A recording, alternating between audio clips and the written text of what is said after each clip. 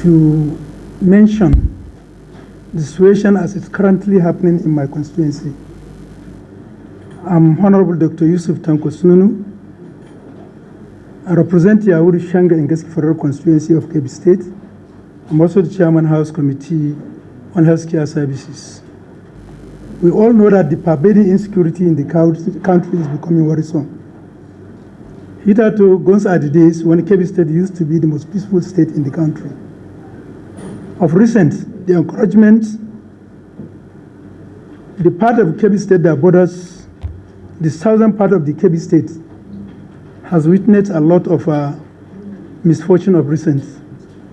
You recall, not long ago, we have lost over 154 people from my constituency when they were traveling in a boat. The boat capsized. We can only account for 98 corpses with 22 survivors. A week ago, we have another calamity, one bandit mentioned by eyewitness numbering about 250 to 300, each with AK-47 rifle and using a very strong motorcycles, came into my constituency of the areas of Kimo, Kambwa, Emaraya, Laka, Kolio, and near neighboring areas.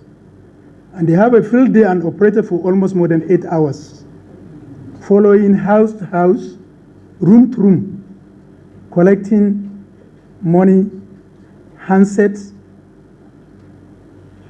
motorcycles, and cattle. And they have taken a lot of cattle from that area. That led to a massive influx of internally displaced persons to the headquarters of the emirate, the town of Yauri. However, we were able to convince people, and they started going back to their respective areas. But they left a message that they will be coming back. Taken serious, some people refused to go back. And in the early hours of today, they repeated what they have done earlier. And they came into constituency, and somehow around 10:30 or thereabout, they were able to have access after a strong fight with some security guards, police that are guarding the federal government college, Birni Yauri, and they made inroad into the school. They succeeded in kidnapping some teachers, an unaccountable number of students as we are talking right now. And some students and some security men are currently receiving care at General Hospital Yauri following a gun injury they have sustained. I told you that previously a week they were also there. This has really called for a concern. And as a representative of the people under whose auspices I'm here to represent them, I find it that I have to come here and make a call on the federal government to look at the Yauri positions. It is neighboring Niger State. It has direct access to Zamfara State, and west of Yauri is the bank of River Niger. So our fear is the major target is to enter Yauri.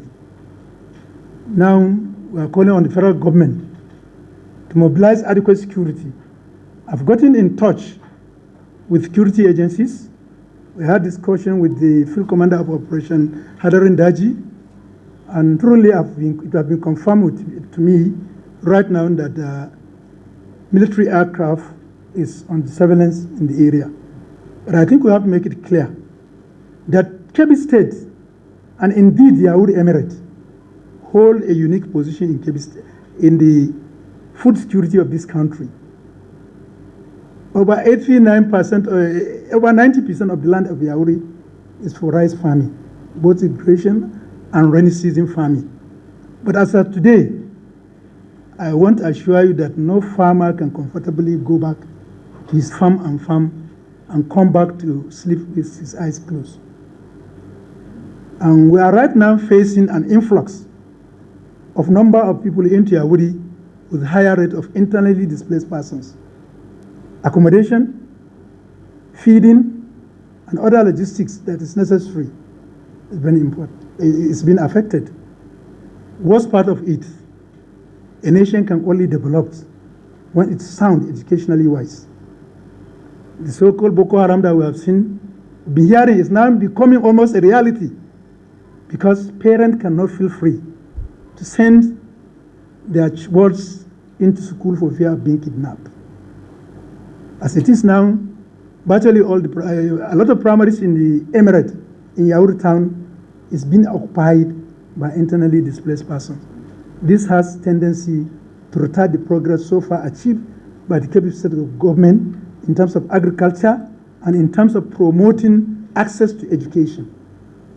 And healthcare is also being stretched because of influx of people. The only general hospital that we have may even be occupied by internally displaced persons. So we are in a state of disarray, and definitely we have to call on federal government so that something can be done immediately to safeguard life and properties of our people.